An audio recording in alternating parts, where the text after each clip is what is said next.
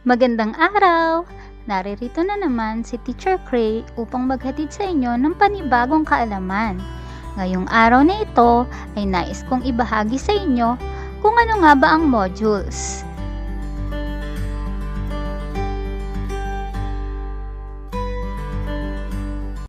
Handa na ba kayo? Kung gayon, ay samahan ninyo ako upang tuklasin kung ano ang modules at ang mga bahagi nito.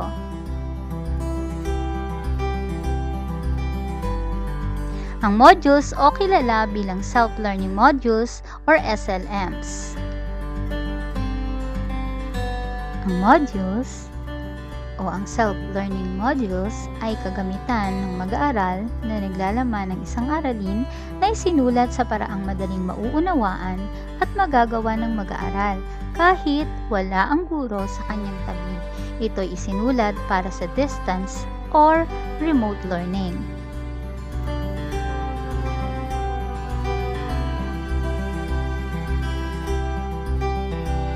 Ito rin ay naglalaman ng mga gawain upang malinang at masukat ang natutunan ng mag-aaral at matugunan ang iba't ibang pangangailangan at kakayahan ng bawat mag-aaral na gagamit nito.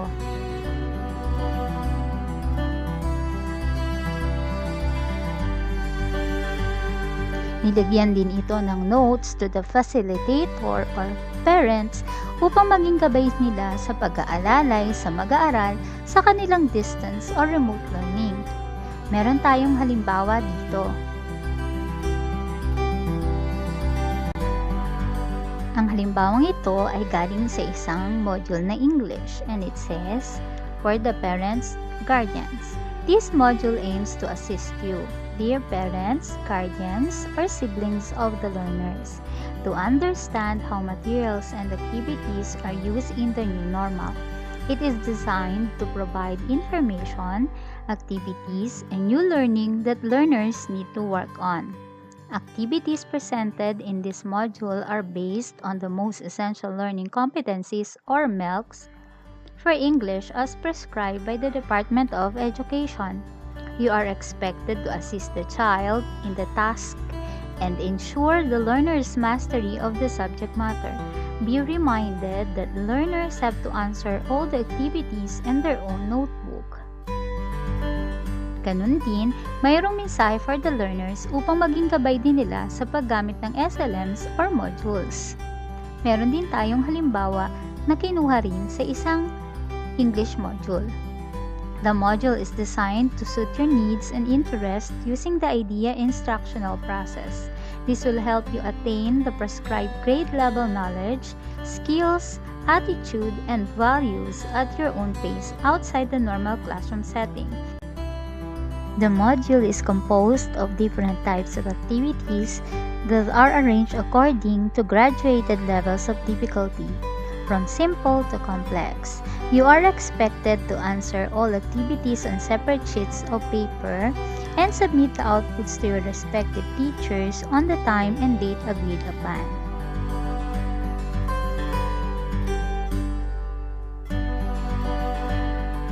Ngayon naman ay talakayin natin ang iba't ibang parts ng modules.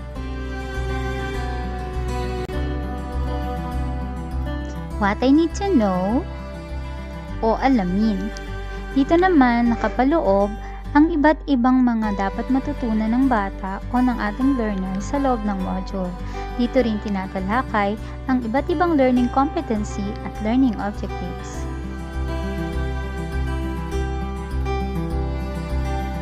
Kasunod naman ang what I know or subukin, kung saan kadalasan itong pagsusulit or pretest, na kung saan ina-assess nito ang kaalamang mayroon ng learner tungkol sa leksyon na nasa module, para itong isang diagnosis kung ano na ang alam ng bata tungkol sa topic.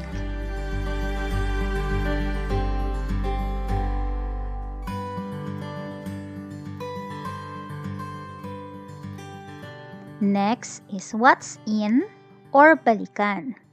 Pwede rin itong quiz or sa anyong review. This is to help the learners na maiugnay yung mga kasalukuyan niyang leksyon sa mga nakaraang kaalaman o sa mga nakaraang naging leksyon.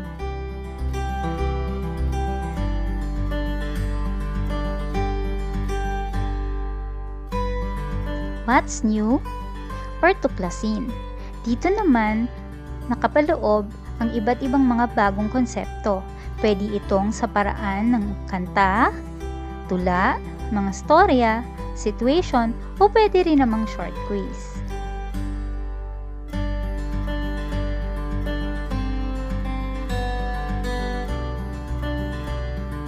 What is it? Or suriin. Dito na nakapaloob yung tinatawag nating discussion proper. Dito na rin ibinibigay yung lahat ng pinakakabuang konsepto at mga examples.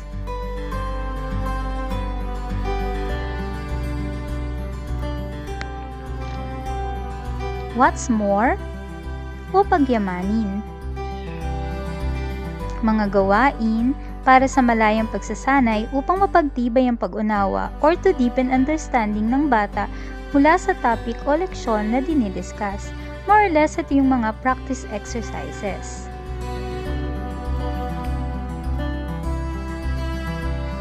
What I have learned or isa-isip. Dito naman, pinoproseso na natin yung pagsa-summarize ng lahat ng learnings na nagkaroon ng bata doon sa discussion.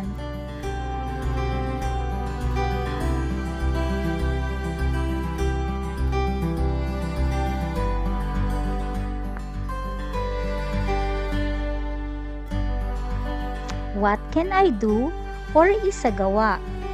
Dito naman ay ina-apply na kung anong natutunan ng bata through real-life situations. So, dito na nagkakaroon ng mas malalim na pag-intindi ang bata tungkol sa leksyon na kanyang inaral o natutunan.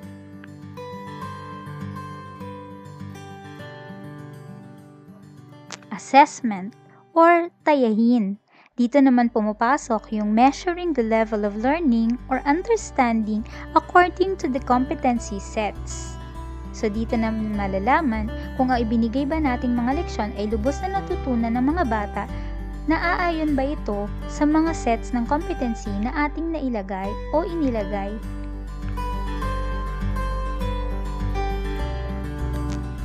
Additional activities o karagdagang gawain. Ito naman yung mga enrichment activities which will help to deepen the understanding ng bata o ng ating learner sa topic.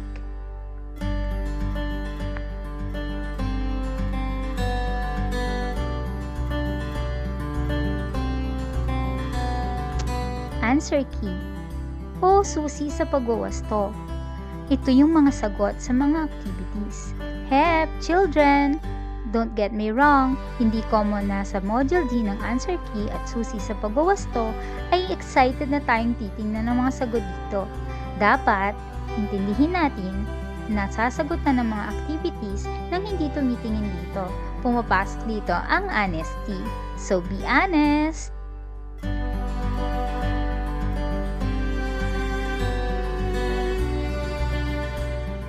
Next is the references or sanggunian. Dito naman nakapaloob yung mga sources ng information na ginamit sa buong modules.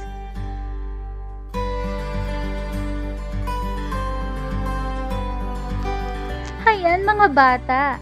Ngayon alam nyo na kung ano ang module at ang mga bahagi nito.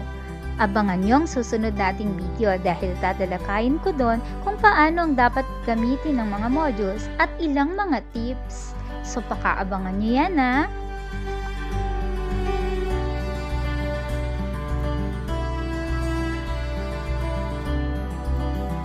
Thank you for watching!